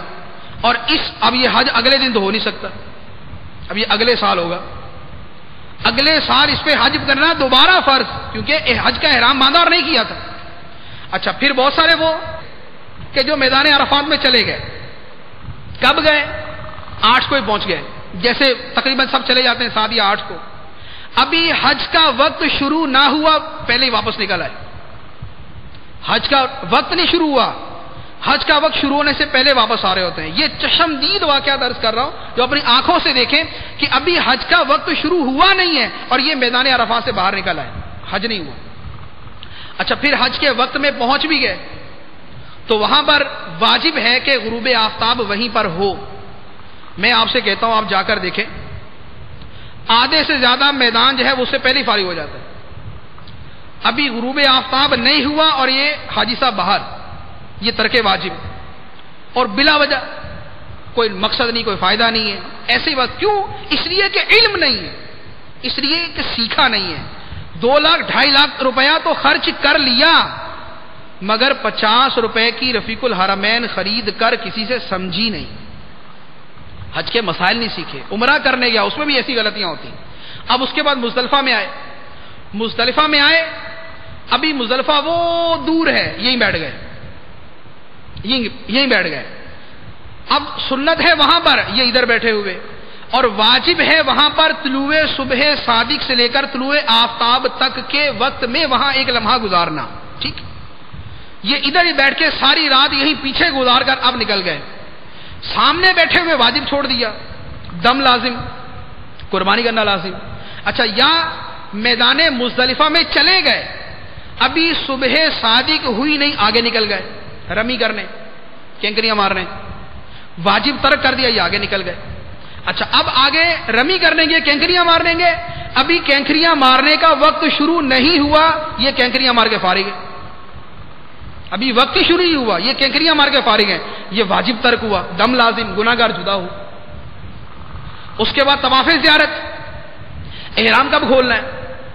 احرام کھولنے کے وقت سے پہلے ہی. اب کینکریاں مار کے فارغ ہوئے بھی حج ہو گیا, ٹھیک ہے بھائی, اب احرام اتار دیا. اس کے بعد طواف زیارت کیا, طواف زیارت کے جو اوقات ہیں اس کے بعد کیا, واجب ترک ہوا. طواف فرض تو ادا ہو گیا, واجب ترک ہوا. تو یہ حج کی میں نے ایک آپ کو مثال اور ایک نقشہ پیش کیا ہے کہ ہمارے ہاں لا علمی کی حالت کیا ہے. ہم پیسہ خرچ کر لیتے ہیں, ہم وقت دے دیتے ہیں. 40 دن کے لیے حج کرنے گئے, عمومی طور پہ 40 دن کے لیے پاکستان سے حج کرنے جاتے ہیں. تو بھائی 40 دن کے اندر پہلے 3 دن حج ہی سیکھ لیتے, پہلے وہاں پر علماء سے رابطہ کر لیتے, وہاں جانے سے پہلے یہاں پر سیکھ لیتے. اتنا پیسہ خرچ کر سکتے ہیں تو علم دین کیوں نہیں سیکھ سکتے؟ تو یہ حج کا معاملہ عرض کیا. یہ ہے عبادات, پہلے عقائد تھا, یہ عبادات تھی. اب عبادات کے بعد آ جائے معاملات کی طرف. تجارت کرتے ہیں. کیا ہمارے دین نے تجارت کے بارے میں ہمیں مسائل نہیں سکھائے؟ کیا تجارت کرنے کے بارے میں شریعت کے حکام نہیں؟ حدیث کی کتابیں بھری ہوئی ہیں، فقہ کی کتابیں بھری ہوئی ہیں. تجارت کرنے کے مسائل، شرکت کے مسائل، مداربت کے مسائل، پارٹنرشپ کے مسائل، سودا خریدنے کے مسائل، امپورٹ ایکسپورٹ کے مسائل، کون سا کاروبار حلال ہے، کون سا حرام ہے، خرید و فروخت کس طرح کی جاتی ہے، قبضے سے پہلے بے کے مسائل، یہ کتنے مسائل ہیں. ہم تجارت کرتے ہیں لیکن تجارت کے شرعی مسائل نہیں سیکھتے. اب اپنی طرف سے ہم رزق حلال کماتے ہیں اور کئی صورتوں میں وہ رزق حرام ہوتا ہے. ہم اپنی طرف سے رزق حلال کما رہے ہیں لیکن کئی صورتوں میں رزق حرام ہے. کیوں؟ صرف اس لیے کہ ہم نے مسائل نہیں سیکھے. مسائل سیکھے ہوتے اسی محنت، اتنے پیسے، اتنے وقت کے اندر ہم حلال روزی کھا رہے ہوتے. تو تجارت کے مسائل سیکھنا فرض، لیکن اس سے کتنی غفلت. اس کے بعد سونے کی تجارت، سونا چاندی خریدتے بیچتے، اس کے جدا مسائل ہوتے ہیں. اس کے مسائل عام تجارت سے ہٹ کر ہوتے ہیں. تو اب سونا کون نہیں خریدتا؟ زندگی کے اندر ایک آدھ مرتبہ تو خریدتا ہی خریدتا ہے. وہ 1 تولہ خریدے، وہ 2 تولہ خریدے، وہ 4 تولہ خریدے. اب یہ جو خریدنے والے ہیں ان کو مسائل کتنا پتا، اور جو دن رات بیچنے والے ہیں ان کو مسائل کتنا پتا. تو یہ تو آپ کبھی بھی جا کے جو ہے وہ جا کے سناروں سے پوچھ لیں کہ بھئی وہ آپ کے سونے کے جو شرعی مسائل ہیں تجارت کے وہ کیا ہیں، 2-4 بتا دیں ہمیں بھی. تو آپ دیکھ لیے اگر پوری مارکیٹ کے اندر بھی آپ کو 2 بندے بتا دیں، اکثر و بیشتر کو نہیں پتا ہوگا. اب یہ سونے کا کاروبار کر رہے ہیں، یہ پیسہ خرچ کیا ہوا ہے، یہ لاکھوں روپے کا کاروبار ہے، یہ اس کے اوپر وقت دے رہے ہیں، یہ صبح آتے ہیں، یہ شام کو جاتے ہیں، ان کو سیکورٹی کے مسئلے ہیں، ان کو جان کی حفاظت کا مسئلہ ہے، ان کو مال کی حفاظت کا مسئلہ ہے، لیکن ان کو مسائل کی حفاظت کا مسئلہ نہیں. یہ کروڑوں روپے کا کاروبار کریں گے لیکن چند روپے کے اندر جو اس کے شرعی مسائل سیکھ سکتے ہیں وہ نہیں سیکھے جائیں گے. یہ ایک کاروبار کی مثال دی ہے. ہر کاروبار کے جدا مسائل ہیں، ہر کاروبار کے جدا مسائل، اور یہ سارے کے سارے مسائل سیکھنا فرض. تو اب جو کاروبار کرنے والا ہے تاجر پر تجارت کے مسائل سیکھنا فرض. حضرت علی رضی اللہ تعالی عنہ کے زمانہ خلافت میں آپ کسی تاجر کو مارکیٹ میں تب تک بیٹھنے نہ دیتے جب تک تجارت کے مسائل نہ سیکھ لیتے. اور صحابہ کرام کے واقعات موجود ہیں کہ مارکیٹ میں جاتے اور اعلانیہ وہاں تجارت کے مسائل بیان کرتے کہ لوگوں یہ حرام ہے، یہ حلال ہے، یوں کرو یوں نہ کرو. تو تجارت کے مسائل تاجر پر سیکھنا فرض. اور ہماری کتنی بڑی کمیونٹی ہے جو تجار کی ہے، تجارت کرنے والوں کی. اس کے بعد اب آ جائے ملازمت کے مسائل. ہم ملازمت کرتے ہیں، ہماری سرکاری ملازمت ہے، ہماری پرائیویٹ ملازم ہے، ہم کسی فرم میں ملازمت کرتے ہیں، کسی کمپنی میں ملازمت کرتے ہیں. تو اجیر کے شرعی مسائل کتنے ہیں؟ مدت معین ہو، مشاہرہ اس کی سیلری معین ہو، اس کا کام معین ہو، وہ کام حلال ہونا چاہیے. کچھ مسائل وہ ہیں جو سیٹھ کے ہیں، کچھ مسائل وہ ہیں جو اجیر کے ہیں، ملازم کے ہیں. دونوں پر اپنے اپنے مسائل سیکھنا فرض تاکہ یہ اس کی حق تلفی نہ کرے، وہ اس کی حق تلفی نہ کرے. لیکن اب سیٹھ صاحب فیکٹری لگا کے بیٹھے ہوئے، 1000 ملازمین وہاں پر کام کرتے ہیں، کروڑوں اربوں روپے میں کھیل رہے ہیں، لیکن اس کے اجیروں کے مسائل کیا ہیں، کوئی کون سے مسائل سیکھنا اس پہ فرض ہے، اس کو نہیں پتا. اور ملازمت کرنے والا 5000 سے لے کر 50,000 60,000 لاکھ 1.5 لاکھ 2 لاکھ روپے ہو سکتا اس کی سیلری ہو، لیکن اس کے شرعی مسائل کیا ہیں؟ آتا لیٹ ہے، جاتا جلدی ہے، حاضری کو دوسرا لگا رہا ہے، کام صحیح طریقے سے نہیں کرتا، وہاں کام کی جو چیزیں اٹھا کے گھر میں استعمال کر رہا ہے. یہ سارے کے سارے یہ حرام چیزیں، ان کا سیکھنا فرض، ان پہ عمل کرنا فرض. تو یہ اجارے کے، یہ ملازمت کے مسائل جن کا سیکھنا فرض. تو ملازم پر ملازمت کے مسائل سیکھنا فرض. اگر نہیں سیکھتا تو گناہگار. تو کتنا بڑا طبقہ وہ ہے جو ملازم، اس میں ملازمت کے مسائل سیکھنا فرض. اسی طرح نکاح کا معاملہ ہے. نکاح کرنا کس پر فرض، کب فرض، کب واجب، کب سنت موقدہ، کب اس سنت موقدہ کا ترک پر گناہ، کب نکاح کرنا حرام اور کب نکاح کرنا مکروہ تحریمی. یہ سارے درجے ہیں. نکاح کرنا فرض ہے، نہیں کرنا گناہگار ہو رہا ہے. نکاح کرنا واجب ہے، نہیں کرنا گناہگار ہو رہا ہے. والدین پر وہ مسائل سیکھنا فرض کہ اپنی اولاد کی شادی کس عمر میں کرنی ہے، کس طرح کے حالات اور کس طرح کی چیزیں دیکھ کر ان پر واجب ہے کہ شادی میں جلدی کرے. نہیں کرتے تو یہ اولاد بھی گناہگار، وہ والدین بھی گناہگار. لیکن یہاں پر تو ایک ہی رٹ ہے، نہیں 25 سال پورے ہوں گے تو شادی کریں گے، اپنا کاروبار لگے گا تو شادی کریں گے، اچھا کمائے گا تو شادی کریں گے. تو شادی فرض ہو چکی ہے اس سے پہلے، تو اب یہ 25 سال کی عمر کا انتظار کرنا یہ کوئی جائز نہیں ہے. تو اب کتنے اس طرح کے مسائل ہیں، کب فرض، کب واجب، کب سنت موقدہ، بلا وجہ شادی نہ کرنے پہ اڑا ہوا، کئی وہ بھی ہوتے ہیں محبت میں ناکام، شادی نہیں کرنی. سنت موقدہ کا ترک، اصرار، گناہگار. شادی بھی کرے گا پھر بھی گناہگار ہوگا. پھر شادی کرنے کے بعد جو شادی کے بعد کے مسائل ہیں ان کا سیکھنا فرض. طلاق کے مسائل سیکھنا فرض. یہاں تو پہلا جملہ ہے 3 طلاق کا. اکٹھی 3 طلاقیں دینا گناہ، 3 دے گا تو ہو جائیں گی، لیکن اکٹھی 3 دینا گناہ. لیکن یہاں مجھے نہیں یاد پڑتا کہ شاید ہی کبھی کوئی مسئلہ پوچھ لیں اور 3 سے نیچے آیا. وہ ہزاروں میں 2 آتے ہوں گے، کبھی 1 دی ہے، ورنہ پہلے نمبر پہ آتے ہی 3 دی ہے. تو یہ طلاق کے مسائل سیکھنا فرض. پھر طلاق کے بہت سارے الفاظ وہ ہیں جن سے بغیر نیت کے طلاق ہو جاتی، بغیر نیت کے طلاق ہو جاتی. اب ان الفاظ کا سیکھنا فرض کہ وہ لفظ بولے ہوئے بیوی نکاح میں نہیں ہے، اپنے آپ کو نکاح میں سمجھا ہوا. تو یہ مسائل سیکھنا فرض ہے. تو شادی شدہ پر شادی کے مسائل سیکھنا فرض. اس کے بعد شادی کے بعد میاں بیوی کے ایک دوسرے پہ حقوق کیا ہے. شوہر علم بلند کیے ہوئے میرے ہی حقوق ہیں، میری ہی اطاعت کی جائے گی. بیوی ڈٹی ہوئی ہے ہیومن رائٹس، ویمن رائٹس، عورتوں کے حقوق، وہ اپنا پرچم بلند کر کے بیٹھی ہوئی. تو کچھ چیزوں کے اندر کچھ چیزیں شوہر پہ فرض ہیں، کچھ چیزیں بیوی پہ فرض ہیں. بیوی پر اپنے مسائل سیکھنا فرض ہے، شوہر پر اپنے مسائل سیکھنا فرض ہے. وہ اس پر حقوق کی رٹ لگا کے بیٹھا ہوا، وہ اس پہ حقوق کی رٹ لگا کے بیٹھی ہوئی ہے. اور دونوں پر کس کا کون سا حق پورا کرنا واجب ہے یہ کسی کو پتہ نہیں. اور اب اس میں بہت ساری تفصیل ہے. گھروں کے اندر جو مسائل ہوتے ہیں کہ تم یہ بھی کرو گی، یہ بھی کرو گی، یہ بھی کرو گی، 20 کام وہ ہیں جو اس پہ کرنا واجب ہی نہیں، اور اس کے نہ کرنے پر اس کو ایذا دی جاتی ہے، اس کو تنگ کیا جاتا ہے، اس کو مارا جاتا ہے، اس کے گھر والوں کو تنگ کیا جاتا ہے. سب حرام، ایذائے مسلم. تو یہ مسائل سیکھے نہیں تو شادی کر کے بھی گناہ میں پڑا ہو. تو جب شادی کی ہے تو میاں بیوی کے ایک دوسرے پہ حقوق ہیں، ان کا سیکھنا بھی فرض. اس کے بعد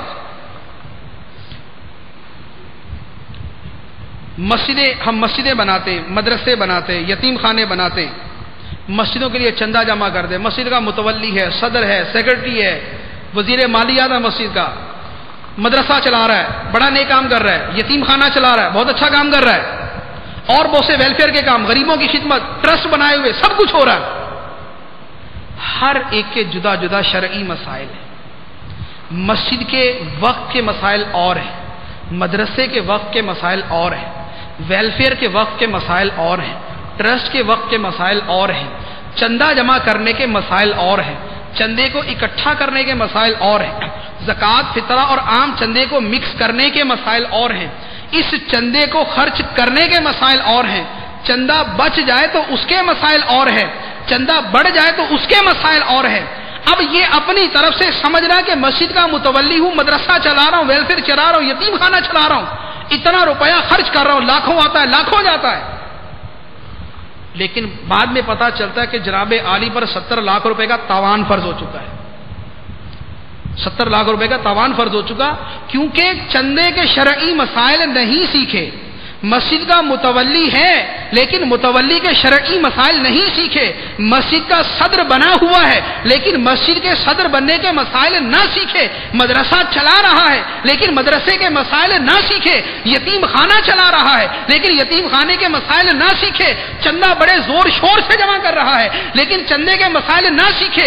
11ویں اور 12ویں کے اپنے علاقے میں جلسے کروا رہا ہے، محفلیں کروا رہا ہے، اس کے لیے چندہ جمع کر رہا ہے، اس چندے کے مسائل نہ سیکھے. نتیجہ یہ ہوا اپنی طرف سے نیک کام کیے لیکن ہر کام کے اندر گناہ میں پڑ رہا ہے، ہر کام کرنے میں گناہگار ہو رہا ہے. کیوں؟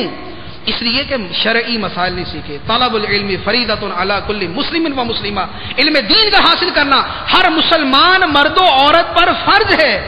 متولی پہ فرض تھا کہ متولی کے مسائل سیکھتے. میں نے ایک فتویٰ پڑھا، ایک متولی نے سوال کیا، مفتی صاحب نے ان کو جواب دیا کہ بھئی یہ تو ناجائز ہے. اس نے کہا حضور میں تو 40 سال سے کر رہا ہوں. فرمایا تو 40 سال سے گناہگار ہو رہے ہو. کہنے لگا کہ افسوس، میں 40 سال سے اللہ کے گھر کی خدمت کر رہا تھا، لیکن آج مجھے پتا چلا کہ میں 40 سال سے گناہگار ہو رہا تھا.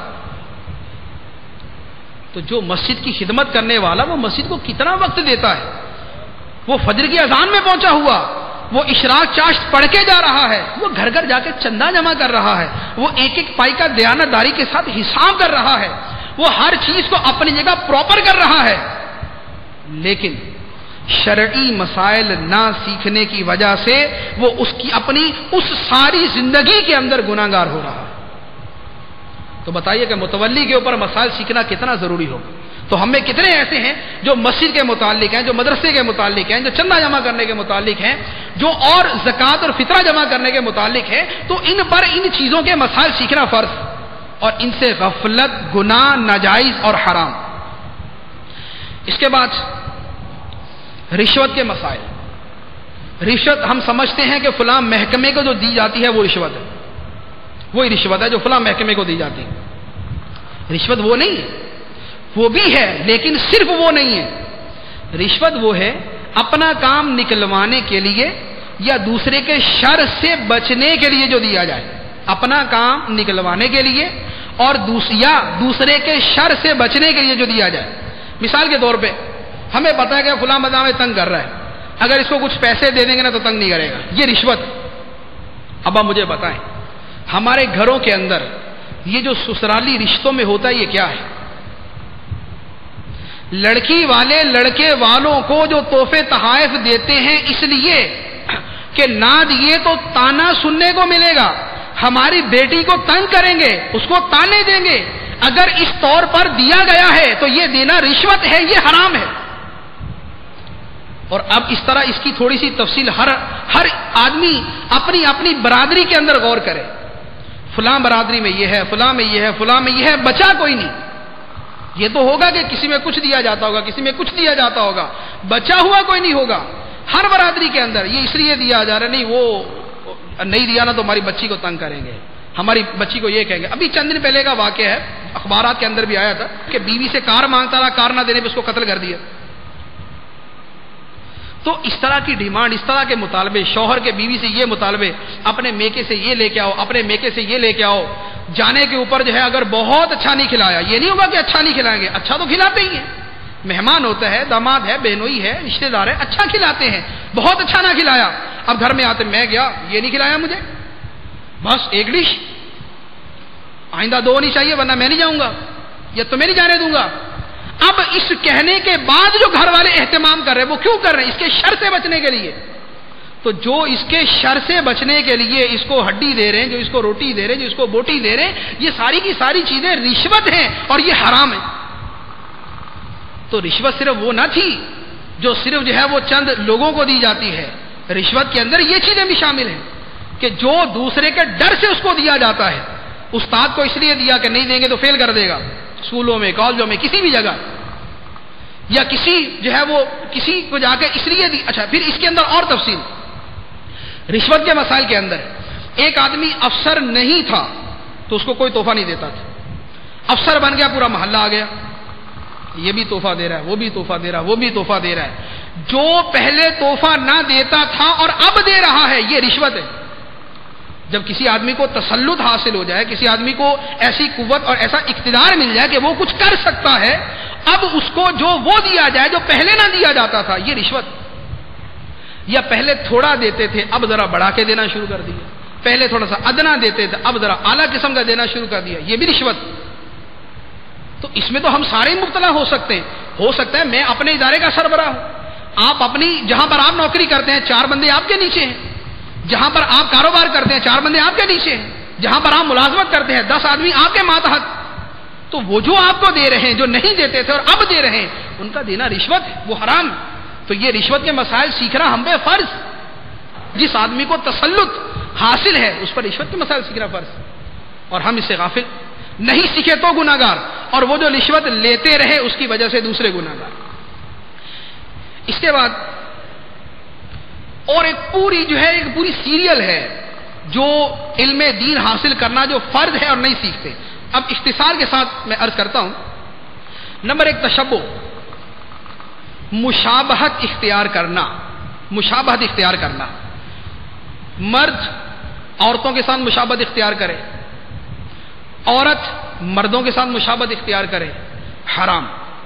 سرکار دو عالم صلی اللہ تعالی علیہ وسلم نے لعنت فرمائی ان مردوں پر جو عورتوں سے مشابہت کرے، اور لعنت فرمائی ان عورتوں پر جو مردوں سے مشابہت کرے. اب عورت مرد والا جوتا پہنے تو حرام، مرد عورت والا جوتا پہنے تو حرام، عورت مرد والا لباس پہنے تو حرام، مرد عورت والا لباس پہنے تو حرام، عورت مردوں کی طرح بال کٹوائے تو حرام، مرد عورتوں کی طرح بال رکھے تو حرام. تو اب اس کو مزید جو ہے وہ آپ تفصیل میں لیتے جائیں تو آپ دیکھیں کتنی چیزیں آتی ہیں. کافروں کے ساتھ تشبہ کرنا حرام. سرکار دو عالم صلی اللہ علیہ وسلم نے ارشاد فرمایا من تشبہ بقوم فهو منهم، جو جس قوم سے مشابہت کرے گا وہ اسی میں سے ہے. اب کافروں کا اگر ایسا شعار، ایسی علامت اختیار کی جو کفر کے ساتھ خاص ہے تو یہ علامت اختیار کرنے والا کافر. تو یہ تشبہ کی ایک صورت. اس کے بعد دوستی کرنا.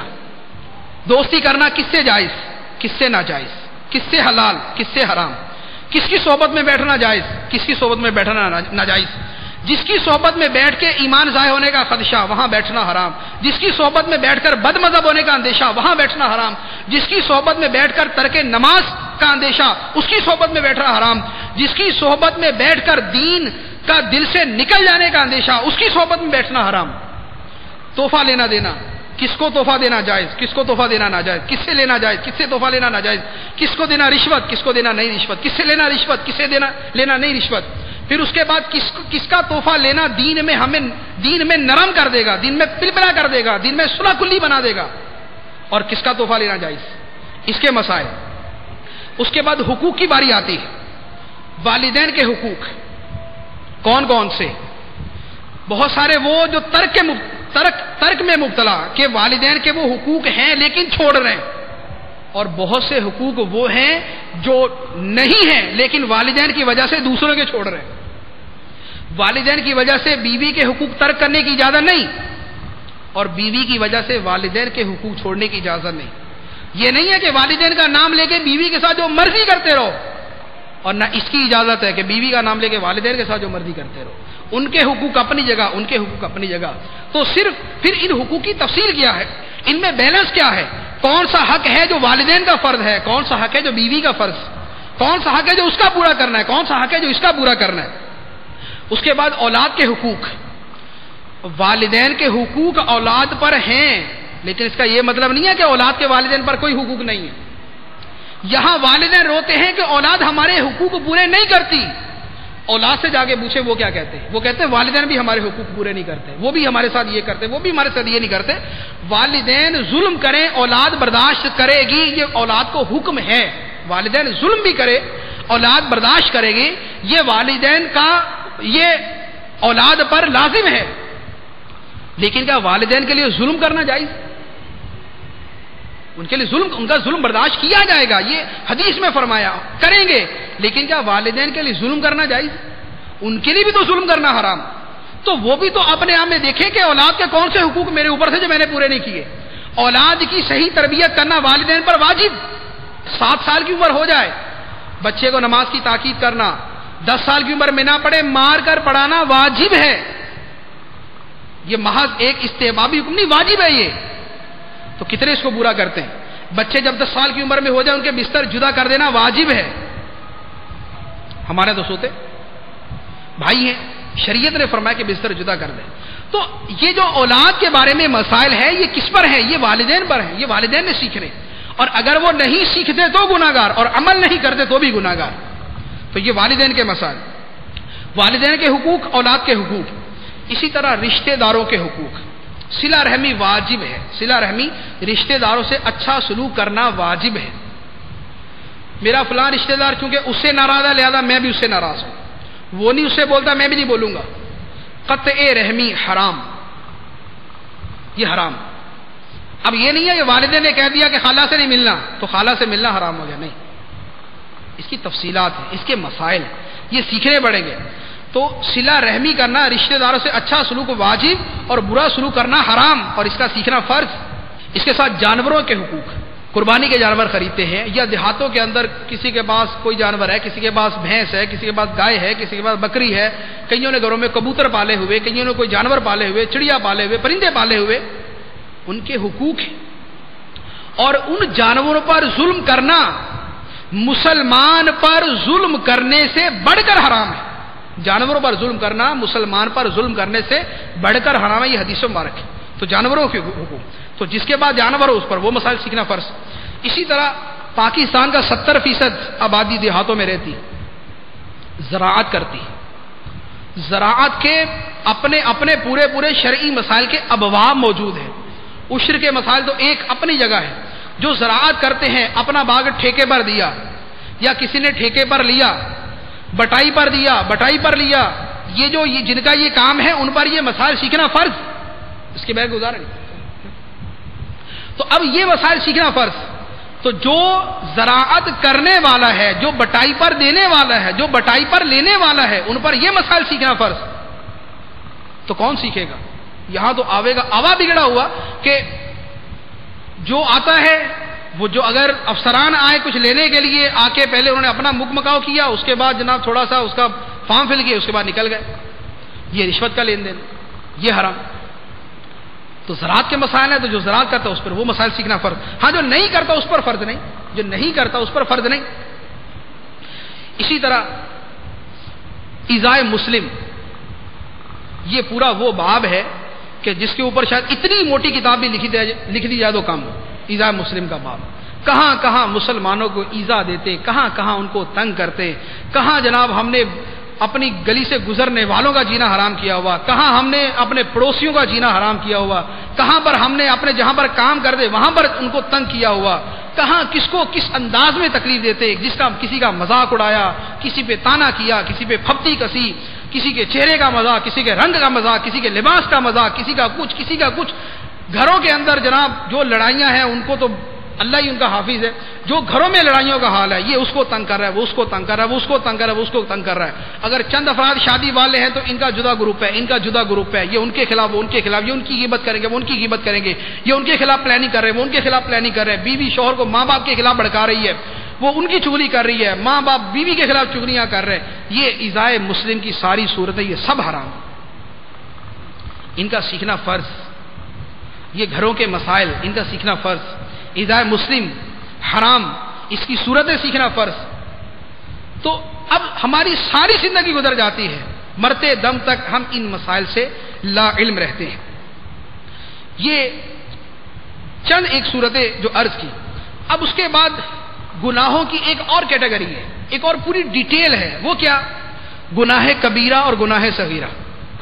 اتنی موٹی کتابیں ہیں گناہ کے اوپر، الزواجر اتنی موٹی کتاب ہے، اتنی 2 جلدوں کے اوپر اتنی موٹی کتاب، جس میں کبیرہ گناہوں کا بیان ہے، اور اس کی فہرست کے اندر شاید 200 سے زیادہ کبیرہ گناہ، اور ان میں کتنے وہ ہیں جو ہماری عام زندگی میں شامل ہوں گے۔ جیسے ہمارے دشمن کو نقصان پہنچے تو ہم کہتے دیکھا ہم سے پنگا لیا نا اس نے، کیا ہوا؟ یہ ہے شماتت علی الاعداء، دشمن کے نقصان پہ خوشی کا اظہار کرنا، یہ حرام۔ تو اب اس طرح کے کتنے وہ گناہ ہیں کہ جن کی تعریفیں تک ہمیں پتہ نہیں کہ یہ گناہ ہے کیا، یہ گناہ، اس گناہ کی تفصیل کیا ہے۔ تو اب یہ کتنے کبیرہ گناہ ہیں جن میں کتنے ہماری زندگی میں آ سکتے ہیں، ان کا سیکھنا فرض۔ اور جو گناہ صغیرہ ہے ان کی تعداد تو کبیرہ سے بھی آگے، ان میں کتنوں کے دن رات مرتکب ہوتے ہیں، ان کا سیکھنا فرض۔ اس کے بعد پردے کے مسائل، کس سے پردہ کرنا فرض، کس سے فرض نہیں۔ عام کانسیپٹ، پیر سے پردہ نہیں ہوتا، ہوتا ہے۔ کزن سے پردہ نہیں ہوتا، ہوتا ہے۔ بوڑھا ہو جائے اس سے پردہ نہیں ہے، ہر بوڑھے کے بارے میں یہ حکم نہیں۔ بچوں سے کیا پردہ؟ بچوں کی خاص عمر ہے جہاں تک پردہ نہیں، اس سے اوپر پردہ ہے۔ اور نہ جانے کتنی صورتیں، کس کو دیکھنا جائز ہے، کس کو دیکھنا ناجائز ہے، کون سے اس سے کچھ ہونا جائز ہے، کون سے اس سے کچھ ہونا ناجائز ہے۔ یہ پردے کے پورے مسائل ہیں، امیر اہل سنت کی پوری کتاب ہے پردے کے بارے میں سوال جواب، اس میں بکثرت فرض مسائل کا بیان ہے، جو پردے کے مسائل سیکھنا فرض۔ تو اب ان چیزوں کو سیکھنا، یہ تو ہمارے گھر کا معاملہ ہے نا، یہ تو ہمارے دن رات کا کام ہے۔ پردے کا معاملہ تو کوئی جنگل میں جو رہتا ہے اس کو پردے کا مسئلہ نہیں ہے، یہ جنگل میں رہتا ہے، لیکن جو گھروں میں رہتا ہے، جس کے گھر میں پڑوس والے آتے جاتے ہیں، یا جس کے گھر کے افراد پڑوسیوں کے آتے جاتے، جس کے گھر میں رشتہ دار آتے جاتے ہیں، یا جو رشتہ داروں کے ہاں آتا جاتا ہے، پردے کے مسائل تو ہیں، ان کا سیکھنا فرض. اب ان سے غفلت حرام، ان کا سیکھنا فرض، ان سے غفلت حرام. اس کے بعد اب گناہوں کی ایک اور دوسری ایک ڈیٹیل ہے، ایک اور تفصیل ہے. باطنی گناہ، حسد، بغض، تکبر، کینہ، ریاکاری، حب جاہ، حب دنیا، یہ ہر گناہ اپنی اپنی تفصیل رکھتا ہے. حسد، نعت خوانوں کا حسد کچھ اور ہوگا، قاریوں کا حسد کچھ اور ہوگا، کاروبار کرنے والوں کا حسد کچھ اور ہوگا، کلاس فیلوز آپس میں حسد کچھ اور کریں گے، رشتہ دار عورتیں آپس میں حسد کچھ اور کریں گے. ان کا کپڑوں کا حسد، ان کا زیور کا حسد، ان کا گاڑی کا حسد، ان کا بنگلے کا حسد، ان کا مکان کا حسد، اس کے بچے اچھے ہیں میرے بچے اچھے نہیں، اس کا حسد. تو اب یہ حسد کی جو اقسام، جو علامات اور جو تفصیلات ہیں، یہ ایک بات. اس کے بعد آئے تکبر کے اوپر. خوبصورت ہے، تکبر میں ہے. لباس اچھا ہے، تکبر میں ہے. کاروبار اچھا ہے، تکبر میں ہے. چودھری صاحب ہیں، تکبر میں ہے. سیٹھ صاحب ہیں، تکبر میں ہے. نسب اونچا ہے، تکبر میں ہے. فخر اور مال و دولت زیادہ ہے، تکبر میں ہے. پھر علم زیادہ ہے، وہ تکبر میں ہے. علم کے اوپر جدا تکبر. بڑا لیڈر ہے، اس کا اپنا تکبر ہے. تو اب یہ ہر آدمی کے اعتبار سے تکبر کی اقسام. تکبر حرام قطعی، جس کے دل میں رائی کے دانے کے برابر تکبر ہوگا جنت میں داخل نہ ہوگا. رائی کے دانے کے برابر تکبر ہوگا، جنت میں داخل نہ ہوگا. تو تکبر حرام. تکبر کے مسائل سیکھنا فرض. کون سیکھے گا، کب سیکھے گا، کہاں سیکھیں گے؟ اس کے بعد آ جائیں ریاکاری کے اوپر. سرکار دو عالم صلی اللہ علیہ وسلم نے ارشاد فرمایا کہ ریاکاری چیونٹی کی چال سے زیادہ پوشیدہ ہے. چیونٹی کی چال سے زیادہ کیا مطلب؟ اگر زمین پہ چیونٹی چل رہی ہو تو ہمیں اس کی آواز آتی ہے کہ چیونٹی چل رہی؟ نہیں پتا چلتا. ریاکاری دل میں اس طرح آ جاتی ہے، پتہ نہیں چلتا. ریاکاری دل میں اس طرح آ جاتی ہے، پتہ نہیں چلتا. اب ریاکاری کہاں کہاں، یہ ایک پورا باب.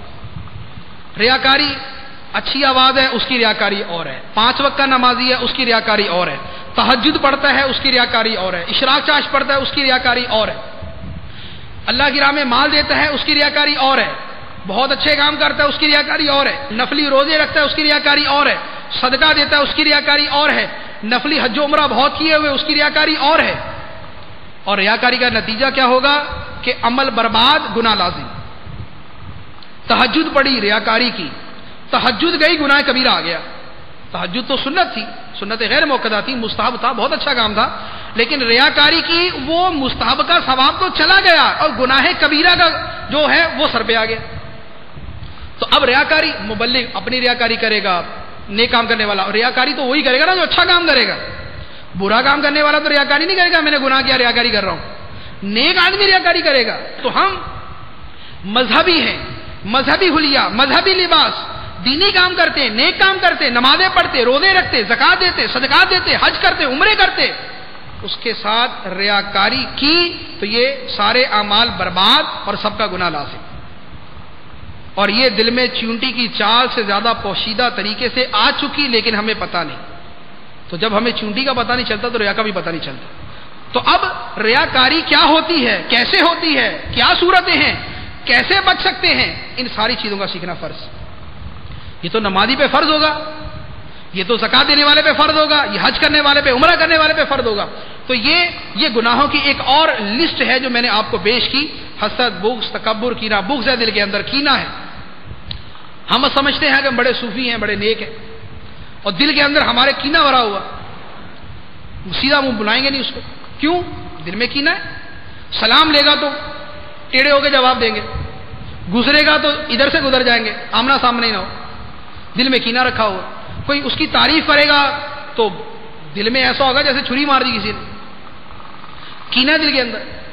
اب کینہ حرام، اس کے مسائل سیکھنا فرض. اور کینہ یہ تو دل کے اندر، جگہ جگہ، فرد کے اندر، اس سے کینہ، اس سے کینہ، اس سے کینہ، کاروباری حضرات سے یا اپنے شعبے کے آدمیوں سے کینہ بھرا ہوتا ہے. تو اب ان چیزوں کے مسائل سیکھنا فرض. کب سیکھیں گے، کہاں سیکھیں گے؟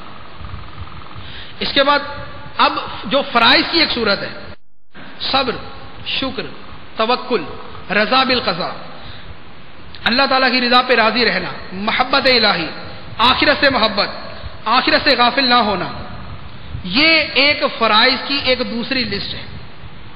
اعلیٰ حضرت علیہ الرحمہ نے فتاوی افریقہ کے اندر اس کی ایک پوری لسٹ بیان کی ہے، 40 اس کے اندر کبیرہ گناہ بیان کیے ہیں کہ فرمایا کہ ان کے ہوتے ہوئے ظاہری طور پر بھی آدمی نیک نہیں بن سکتا۔ تو اخلاص کے مسائل، صبر کے مسائل، شکر کے مسائل، توکل کے مسائل، رضا بالقضاء کے مسائل، کہاں پر کیا بول سکتے، کہاں پر کیا نہیں بول سکتے، ان سارے کے سارے مسائل کا سیکھنا ہم پر لازم ہے۔ تو پیارے پیارے اسلامی بھائیوں، اب میں عرض کروں گا کہ آپ نے یہ جتنی میں نے آپ کو تفصیلات عرض کی ہیں، آپ یقین کیجئے یہ فرد علوم کا 10واں حصہ بھی نہیں، یہ فرد علوم کا 10واں حصہ بھی نہیں، اس سے بہت آگے کی تفصیل ہے۔ اب اگر ہمیں یہ مسائل نہیں آتے اور ہم نے آج تک یہ علم حاصل نہیں کیا تو اس گناہ سے ہم کب چھٹکارا حاصل کریں گے؟ اس گناہ سے کب چھٹکارا حاصل کریں گے؟ تو ہم آج یہ عہد کرتے ہیں اور یہ عزم کرتے ہیں اور یہ نیت کرتے ہیں کہ انشاءاللہ عز و جل ہم فرد علوم حاصل کریں گے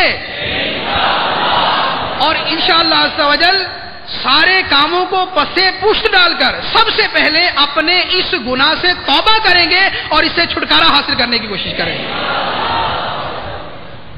اب اس کے لیے کریں گے کیا؟ کوئی کاروبار کرتا ہے، کوئی کسی کام میں ہے، کوئی ملازمت کرتا ہے، کوئی کچھ کرتا ہے، کوئی کچھ کرتا ہے، گھروں میں عورتیں ہیں، ہر آدمی کو تو ہر جگہ رسائی نہیں ہے، تو کریں گے کیا؟ اس کے لیے ایک تو عرض یہ ہے کہ علم دین کی کتابوں کا مطالعہ کریں۔ نماز کے لیے نماز کے احکام ہیں، روزوں کے لیے فیضان رمضان ہے، حج کرنا ہے رفیق الحرم ہے، عمرہ کرنا ہے رفیق المعتمرین، زکوٰۃ ہے تو اس کے مسائل کے اوپر کتابیں موجود ہیں۔ اسی طرح گناہ کبیرہ، حسد، بغض، تکبر وغیرہ کے بارے میں علمیہ کی کتابیں موجود ہیں اور مزید تفصیلات کے لیے بہار شریعت موجود ہے۔ پہلا کام تو یہ کہ جس سے اور کچھ نہیں ہو سکتا وہ کتابوں کا مطالعہ کریں۔ دوسرے نمبر پر صحیح العقیدہ علماء سے بکثرت مسائل پوچھنے کی کوشش کریں۔ دارالفتہ اہل سنت موجود ہیں ماشاءاللہ، کئی شہروں میں، باب المدینہ میں بھی ہے۔ کوشش کریں کہ جو مسئلہ پیش آئے اس کا شرعی حکم معلوم کریں، ٹھیک۔ اور تیسرے نمبر پر جو ہمارے لیے ایک بہت بڑی خوشخبری ہے اور ہمارے لیے بہت بڑا موقع ہے کہ اس گناہ سے توبہ کر کے فرد علوم سیکھ لے، وہ الحمدللہ عز و جل دعوت اسلامی نے ہمیں یہ موقع عنایت فرمایا کہ عالمی مدنی مرکز فیضان مدینہ باب المدینہ میں 63 دن کا فرد علوم کورس 1 جون سے شروع ہو رہا ہے۔ تو ہم میں سے ہر کوئی کوشش کرے گا کہ ہم 63 دنوں میں، صرف روزانہ 2 گھنٹے کا یہ کورس ہے، ہم 63 دن اپنی زندگی کے دے کر انشاءاللہ عز و جل فرد علوم حاصل کرنے کی کوشش کریں گے۔ تو یہ کورس کرنا ہمارے لیے بہت ساری برکات کا، ہمیں بہت سارے گناہوں سے بچانے کا ذریعہ ہوگا۔ الحمدللہ عز و جل 1 جون سے یہ کورس یہاں باب المدینہ فیضان مدینہ میں شروع ہو رہا ہے۔ اس میں انشاءاللہ عز و جل جو تفصیلات میں نے آپ کو فرض علوم کے بارے میں عرض کی ہیں، اس کا بہت بڑا حصہ 63 دن کے اندر صرف روزانہ 2 گھنٹے میں سکھایا جائے گا۔ اس میں عقائد بھی ہیں، اس میں نماز بھی ہے، روزہ بھی ہے، حج بھی ہے، زکوٰۃ بھی ہے، اس میں تجارت بھی ہے، اس میں اجارہ بھی ہے، ملازمت بھی ہے، اس میں حسد، بغض، تکبر، کینہ کے مسائل بھی ہیں، اس میں اخلاص، صبر، شکر، توکل کے بارے میں بھی ہے، اس میں اور گناہوں کی تفصیلات بھی ہیں، اس میں گناہ کبیرہ کی تعریفیں بھی سکھائی جائیں گی، ان سے بچنے کے طریقے بھی سکھائے جائیں گے، فرض کیا ہے، ان کو حاصل کرنے کا طریقہ کیا ہے، یہ ساری چیزیں سکھائی جائیں گی۔ تو تمام اسلامی بھائی نیت کریں کہ انشاءاللہ عز و جل ہم اس مدنی کورس میں ضرور شرکت کریں گے۔ اللہ عز و جل ہمیں عمل کرنے کی توفیق عطا فرمائے. آمین بجاہ نبی الامین صلی اللہ تعالی علیہ وسلم.